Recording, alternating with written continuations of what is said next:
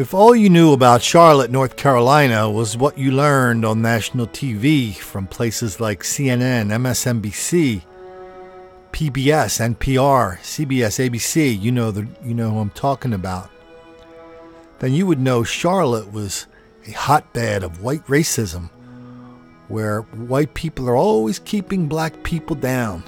And cops are always picking on black people for no reason whatsoever. That's because in Charlotte, especially Charlotte, black people are relentless victims of relentless white racism all the time, everywhere. That explains everything. Is there anything we should know? You just know that all white people are fucking devils. And make sure you air that one. Air that shit. Now. Don't take that all down. white cops are fucking devils and white people. That explains the elevated criminality. That explains the joblessness. That explains the lack of education, the health care, the housing, you name it. But above all, it explained the recent several nights of rioting in Charlotte after a black cop shot a black guy who was holding a gun who would not drop it. There was looting, somebody got killed, white people were getting beat, people were leaving town, they were closing the downtown to workers. It was one big hot chocolate mess. And it was all because of 4 years, 40 years, 400 years, 4,000 years, 40,000 years. Let me know when you want me to stop adding zeros to this. 400,000 years of racist oppression that finally boiled over. Even the goofiest looking street preacher in Charlotte could tell you that. And they often did. But a case in Charlotte courtroom this week paints a different picture of Charlotte. This is the story of Doug and Debbie London. Doug and Debbie owned a business in Charlotte, like a mattress, one of these like mattress factory outlet deals. I think it was a pretty nice business. They had a nice home on the lake. They entertained their friends. They grill outside. Everybody seemed to get along. Everybody seemed to like them. Then one day out at their lake home, they turned up dead. All of a sudden, the cops wanted to know, was this couple leading some kind of mysterious double life? I mean, people don't just get killed for no reason. Was it some kind of drug deal gone bad? Was there a jealous lover or somebody from their past? Did they owe anybody a lot of money?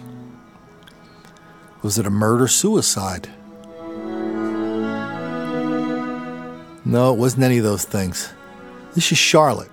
And if white people get murdered in Charlotte, chances are there's a black person holding the gun. In this case, there were 12 of them. We finally know the connection between these 5 people, 4 men and 1 woman, all charged in the robbery at a Charlotte mattress store and the murders of the store owners several months later. Federal authorities say they are all members of the Bloods, a national gang, and they say from behind bars, the robbery suspects conspired to have the store owners killed. On to at 11 o'clock, WBTV's Colleen Harry is digging into the court documents that spell out gang rituals and secrets. Colleen, these are really detailed accusations. Molly, the indictment is incredibly detailed. In all, 12 were indicted for conspiracy. 6 are facing the death penalty for murder in the aid of racketeering. These 51 pages walk through the criminal plot step by step. It's a story of alleged gang members who evidently believed they could do whatever they want to stop a criminal prosecution. They are bold. According to the indictment, Jamel Curitin from behind bars wrote a letter ordering the murder of Doug London because London was set to go to court and testify against Curitin, Nana Adoma, and David Lee Fudge.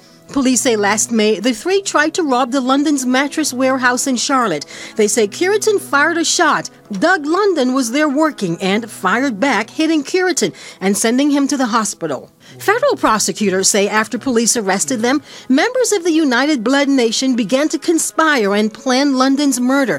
The indictment says in September, Malcolm Hartley got a gun.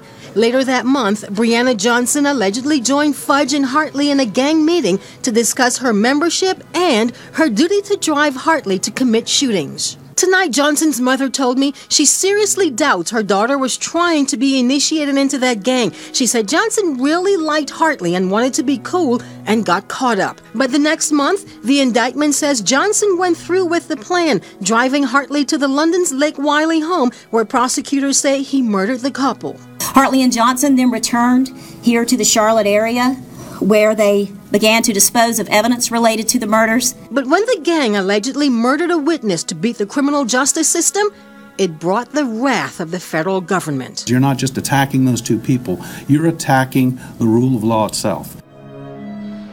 And the prosecutor said the gang members even celebrated after the murders were committed. Tonight, relatives of Doug and Debbie London declined to talk about the arrest, and their son said he continues to support the authorities and prosecutors in this matter. We're live in the newsroom. Colleen Harry, WBTV, on your side. It's an unbelievable story, Colleen. Thank you. All 12 of the alleged gang members are in jail tonight. They are scheduled to be back in federal court in a couple of days. This week, 2 more of the 12 pleaded guilty. I think the one who got shot, that touched off the whole thing, and the guy who actually pulled the trigger on Doug and Debbie London, they both pleaded guilty. The lawyer said, well, they would have loved to take it to court, but it wasn't worth the risk of risking the death penalty, and what a bad thing that death penalty is for forcing people like this to accept guilty pleas in cases like this. Nobody's pretending these guys didn't do it. Anyway, let's learn a little bit about Doug and Debbie London. In addition to our family dogs, he had a pet snake, bunny, turtle, parakeet, and a hamster named Fella. Doug would slip Fella into his pocket and take him to school with him. And if you've known Doug for any length of time, you will remember Rocky, the black lab that Debbie rescued from traffic on a busy road. And what about Fluke, the wounded, sick, scraggly stray mutt who wandered up to the London door? Both dogs were fortunate enough to enter that home, and they never left. When Doug and Deb first married, they bought a tiny cabin on Lake Wiley. Through the years, they transformed this home into a haven for family and friends. Doug loved to cook, he loved to eat, and he was the most gracious of hosts. Any of you who have ever spent time sitting in their glider, looking out at the lake while Doug grilled and Debbie said, I don't need a thing, relax, know exactly what I'm talking about. My life is full of good memories of Doug. Can you talk? Doug and Debbie they both loved the Lord. They both loved each other. And the one thing that they really had in common is they both loved their son, Daniel. And Daniel, we're praying for you as a family of friends and family that are here today. We love you too.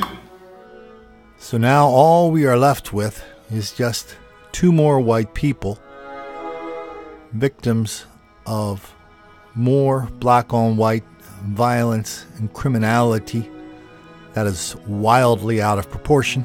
And as wildly out of proportion as it is, this case is a reminder how it's even worse than it seems, because this is a case of witness intimidation that takes numbers that are already insanely out of proportion and makes them even worse and worse and worse,